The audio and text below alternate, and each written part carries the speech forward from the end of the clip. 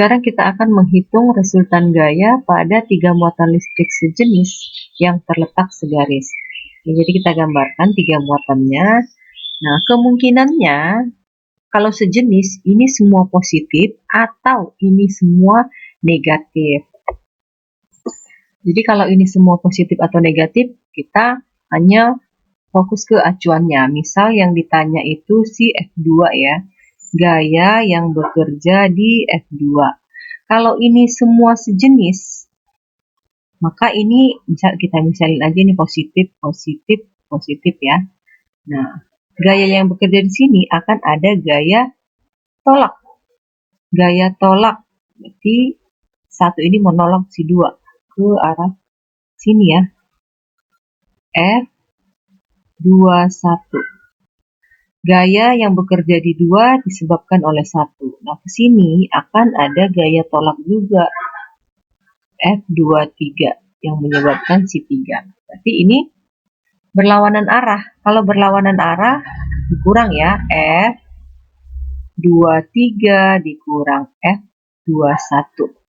Nah, cara mengurangkannya nanti yaitu yang besar dikurang yang kecil. Arah mengikuti gaya yang paling besar. Oke, kemungkinan berikutnya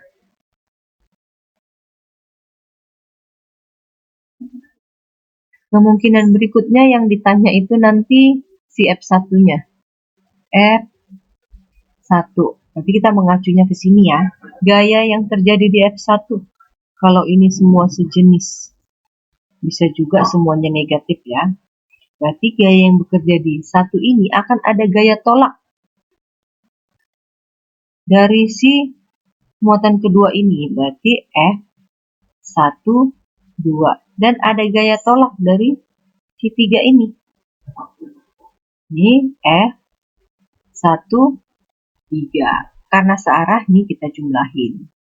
F1, 2 ditambah F1, 3. Mau di sini juga nanti ikutin aja ya arahnya. Oke, kita aplikasikan ke soal ya. Perhatikan gambar berikut. Ketiga muatan Q1, Q2, dan Q adalah segaris. Jika Q 5 mikrokolom dan D sama dengan 30 cm, tentukan besar dan arah gaya listrik yang bekerja pada muatan Q yang di tengah ya. Oke, ini mikro ya, mikrokolom. Ini juga mikrokolom, ini juga mikrokolom. Nah, gaya yang bekerja di siki ini semuanya sejenis. Biasanya kalau soal tidak dikasih tahu muatannya, kita anggap aja sejenis ya. Kalau sejenis, berarti akan ada gaya tolak ya.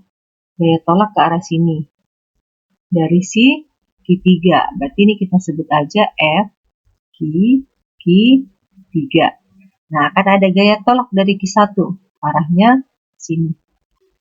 Ini kita sebut F, Q1. Gaya yang bekerja di Q disebabkan oleh Q1.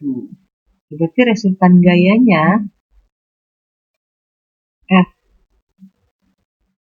FQ atau FR, gaya resultan atau resultan gaya ya. Berarti ini FQ Q3 dikurang FQ Q1.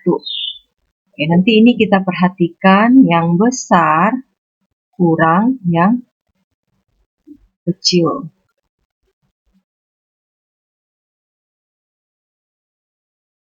Kemudian arahnya mengikuti gaya yang paling besar. Kita tentukan dulu F Q3 itu sama dengan K dikali Q dikali Q3 dibagi dengan R kuadrat. Ini langsung aja jaraknya ya kita masukin.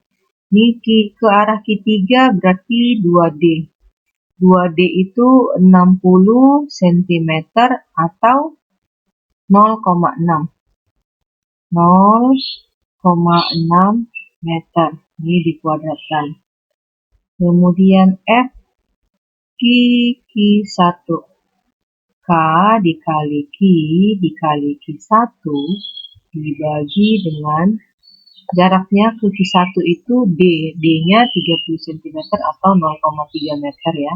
0,3 meter kuadratkan. Ini sama dengan, masukkan nilai K-nya 9 kali 10 pangkat 9. Q-nya 5 mikro, berarti 10 pangkat negatif 6. Kemudian kali Q3, Q3-nya 120 kali 10 pangkat negatif 6. Dibagi 0,6 kuadrat itu sama dengan 36 dikali 10 pangkat negatif 2 sama dengan 9 kali 5 kali 12 itu 54 ya. 54 dikali, ini perkalian bilangan pangkat. Ini kalau dikalikan, nanti hasilnya sama dengan 10 pangkat negatif 1 dibagi dengan 36 kali 10 pangkat negatif 2. Ini kita sederhanakan, sama-sama bagi 9. Sama-sama bagi 9, sama-sama bagi 18 bisa ya. 3/2 dikali, ini 10. Sama dengan 15 Newton. Nah, yang ini 9 kali 10 pangkat 9. Q-nya 5 mikro. 10 pangkat negatif 6. Q1 60. 60 mikro. 10 pangkat negatif 6.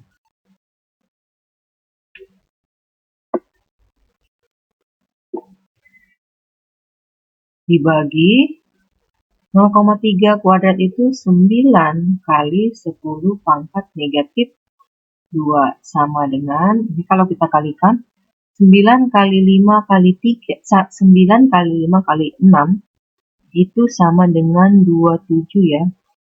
27 dikali, ini bilangan berpangkat, kalau kita kalikan hasilnya sama dengan 10 pangkat negatif 1 dibagi 9 kali 10 pangkat negatif 2 sama dengan 30 ya, 30 Newton.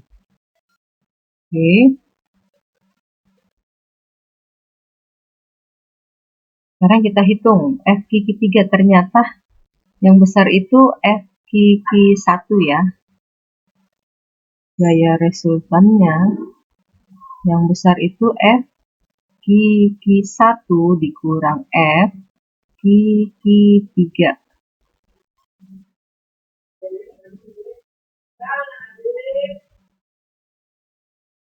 Tiga 30 dikurang 15 sama dengan 15 Newton. Nah, arahnya mengikuti gaya yang paling besar, F-Q1. Berarti arahnya ke arah Q1. Arahnya ke Q1. Karena gaya yang paling besar itu yang ke arah Q1.